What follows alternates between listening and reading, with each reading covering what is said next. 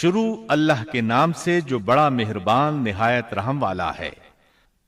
موسیٰ علیہ السلام کے بعد بنی اسرائیل 40 سال تک وادی تیہ میں سرگرداں رہے، یہاں تک کہ ہارون علیہ السلام اور پھر موسیٰ علیہ السلام کی وفات ہو گئی۔ ان کے بعد بنی اسرائیل کی باغ ڈور یوشع بن نون علیہ السلام نے تھام لی۔ آپ یوسف علیہ السلام کی اولاد میں سے تھے۔ آپ نے ہر ممکن حد تک بنی اسرائیل کے معاملات کو درست کیا۔ 40 سال کا عرصہ پورا ہو گیا تو یہ بنی اسرائیل کو لے کر بیت المقدس کی طرف چلے، کیونکہ یہ بات ان کے لیے لکھی جا چکی تھی کہ وہ وہاں سکونت پذیر ہوں گے۔ سورۃ المائدہ آیت 21 میں یہ ذکر موجود ہے۔ اے بھائیو، تم ارض مقدس یعنی ملک شام میں جسے اللہ نے تمہارے لیے لکھ رکھا ہے داخل ہو چلو، اور دیکھنا مقابلے کے وقت پیٹھ نہ پھیر دینا۔ اے میری قوم، اس مقدس زمین میں داخل ہو جاؤ جو اللہ نے تمہارے نام لکھ دی ہے۔ مقصد یہی تھا کہ ایلیا شہر ان کا مسکن بنے اور وہ اس میں حکومت کریں۔ انہیں میدان تیہ میں محصور ہونے کی سزا اس بنا پر ملی تھی کہ وہ یہاں کے زبردست اور جنگجو لوگوں سے ڈر کر شہر میں داخل نہیں ہوئے تھے۔ 40 سال تک واعظ و نصیحت کی وجہ سے وہ اس میں داخل ہونے کا پختہ عزم کر چکے تھے، اس لیے شہر میں داخل ہو گئے۔ پچھلے حکم کا انکار کرنے والے اور بچڑے کی پوجا کرنے والے ہٹ دھرم لوگ مر کھپ چکے تھے۔ اس وقت کے لوگ ان کی نسل سے پیدا ہوئے تھے۔ ان میں ایک بھی شخص ایسا نہیں تھا جس نے بچڑے کی عبادت کی ہو۔ جب یہ لوگ یوشع بن نون علیہ السلام کی قیادت میں مقدس شہر کی طرف جہاد کے لیے چلے اور وہاں پہنچے تو دشمن ابھی تک موجود تھا۔ بنی اسرائیل نے 6 ماہ تک ان کا محاصرہ جاری رکھا۔ وہ زبردست جنگجو قوم تھی۔ بنی اسرائیل سے ان کا آخری معرکہ جمعے کے دن ہوا۔ یہ لوگ ہفتے کو لڑائی نہیں کرتے تھے کیونکہ یہ دن ان کی عبادت کا تھا۔ اس دن عبادت کے علاوہ ہر کام حرام تھا، لڑائی بھی ممنوع تھی۔ عصر کے وقت معرکہ ہوا۔ بنی اسرائیل بڑی حد تک کامیابی حاصل کرتے آگے بڑھتے چلے گئے، لیکن اسی وقت سورج غروب ہونے کا وقت ہو گیا۔ اس طرح صورتحال نازک ہو گئی۔ بنی اسرائیل جمعے کی شام سورج غروب ہوتے ہی ہفتے کے دن کی عبادت شروع کر دیتے تھے۔ اب اگر سورج غروب ہو جاتا تو وہ لڑائی بند کرنے پر مجبور ہو جاتے، اس طرح ان کی فتح درمیان میں رہ جاتی۔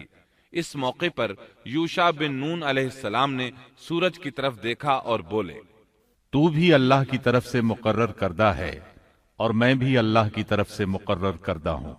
یعنی ہم دونوں ہی اللہ تعالی کی مخلوقات میں سے ہیں اور اللہ کے حکم کے پابند ہیں۔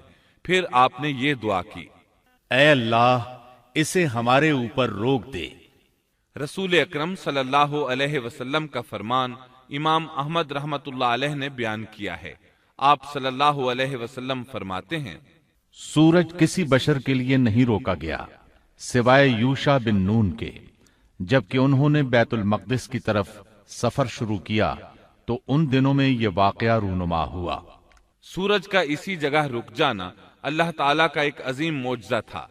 سورج اس وقت تک رکا رہا جب تک کہ فتح حاصل نہ ہو گئی اور وہ بیت المقدس میں داخل نہ ہوئے۔ یوشع علیہ السلام نے انہیں حکم دیا کہ رکوع کی حالت میں دروازے سے گزرو اور زبان سے کہو حطۃ، اے اللہ ہمارے گناہ معاف فرما دے۔ مطلب یہ تھا کہ گزشتہ سالوں میں ہم سے جو غلطیاں ہوئیں ان سے ہمیں پاک فرما۔ اللہ تعالیٰ سورۃ البقرہ آیت 58 میں فرماتے ہیں، اور اس وقت کو یاد کرو جب ہم نے تم سے کہا کہ اس بستی میں داخل ہو جاؤ اور جو کچھ جہاں کہیں سے چاہو با فراغت کھاؤ پیو، اور دروازے میں سجدے کرتے ہوئے گزرو اور زبان سے حطۃ کہو، ہم تمہاری خطائیں معاف کر دیں گے اور نیکی کرنے والوں کو اور زیادہ عطا کریں گے۔ القدس فلسطین کا دارالخلافہ تھا۔ یہاں ہر طرف سے پھل آتے تھے، خود بھی زرخیز علاقہ تھا۔ اللہ تعالیٰ نے فرمایا، جو جی چاہتا ہے کھاؤ پیو۔ جب اس نئی نسل کو یہ حکم ملا تو اپنے آباء و اجداد کی طرح انہوں نے بھی نافرمانی شروع کر دی۔ ان کے دلوں میں ایمان تو تھا لیکن مضبوط نہیں تھا، اسی وجہ سے وہ یوشع علیہ السلام کے ساتھ مذاق کرنے لگے اور حطۃ کی بجائے حنطۃ فی شعرۃ کہنا شروع کر دیا۔ اس کا مطلب ہے گندم اپنی بالی کے اندر، اور بغیر سجدہ کیے اندر داخل ہو گئے۔ اس بارے میں اللہ تعالی سورۃ البقرہ آیت 59 میں فرماتے ہیں، ان ظالموں نے اس بات کو جو ان سے کہی گئی تھی بدل ڈالا۔ اس بات سے ان کی ہٹ دھرمی اور سرکشی کا بخوبی اندازہ لگایا جا سکتا ہے، اور اس بات کا بھی اندازہ لگایا جا سکتا ہے کہ احکام الہی کے ساتھ استہزاء و مذاق ان کے لیے معمولی حیثیت رکھتا تھا۔ یہ حقیقت ہے کہ جب کوئی قوم اخلاق و کردار کے لحاظ سے اس قدر زوال پذیر ہو جائے تو وہ احکام الہی کے ساتھ اسی طرح کا سلوک کرتی ہے، اور جب کسی قوم کی حالت اس حد تک خراب ہو جائے تو اس پر اللہ کی طرف سے عذاب ضرور نازل ہوتا ہے۔ چنانچہ ان پر بھی عذاب الہی کا کوڑا برسا۔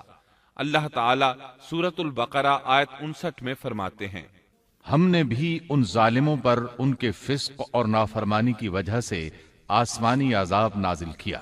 ان لوگوں نے اپنی ہٹ دھرمی کی وجہ سے اللہ کے احکامات میں تبدیلی کی، اس طرح آیات الہیہ میں تحریف کا دروازہ کھلا، اور یہ لوگ تورات اور کلام الہی میں تبدیلیاں کرنے لگے۔ بنی اسرائیل میں یہ سلسلہ اس وقت سے شروع ہوا، نتیجہ یہ کہ ان پر عذاب نازل ہوا۔ صحیح مسلم میں نبی کریم صلی اللہ علیہ وسلم کا ارشاد گرامی ہے، طاعون ایک عذاب ہے جو بنی اسرائیل پر یا تم سے پہلے کسی امت پر بھیجا گیا۔ چنانچہ بنی اسرائیل پر عذاب نازل ہو گیا، اس کی وجہ سے ایک ہی دن میں 20,000 افراد لقمہ اجل بن گئے۔ یہ دیکھ کر وہ اللہ سے پناہ مانگنے لگے۔ کس قدر عجیب لوگ تھے! اللہ کی آیات کو مذاق کا نشانہ بنایا، کلام الہی میں تحریف کی، اس کے نتیجے میں طاعون نے دبوچ لیا تو معافیہ مانگنے لگے۔ بہرحال اس طرح ان کی زندگی فلسطین میں شروع ہوئی۔ ان پر کچھ حاکم حکومت کرتے رہے تاکہ ان کے دنیاوی معاملات سلجھ جائیں۔ انبیاء کرام ان کے دینی معاملات میں تربیت کرتے رہے۔ ان کا دین بادشاہت سے جدا تھا، دین علیحدہ ہو گیا اور حکومت علیحدہ ہو گئی۔ حکومت اور اقتدار یعقوب علیہ السلام کے بیٹے یہودا کی اولاد میں تھا، اور نبوت یعقوب علیہ السلام کے بیٹے لاوا کی اولاد میں تھی۔ انبیاء کرام رشد و ہدایت کا کام کرتے رہے، ان سے مشاورت بھی رہی، لیکن دنیاوی معاملات کی باغ ڈور صرف بادشاہوں کے ہاتھ میں تھی۔ حکومت اور نبوت کی یہ جدائی یوشع علیہ السلام کی وفات کے بعد ہوئی۔ یوشع علیہ السلام جب تک زندہ رہے وہ ان کے بادشاہ بھی رہے اور وہ نبوت سے بھی سرفراز تھے۔ یوشع علیہ السلام کی وفات موسیٰ علیہ السلام کی وفات کے 27 سال بعد ہوئی۔ آپ نے 127 برس کی عمر پائی۔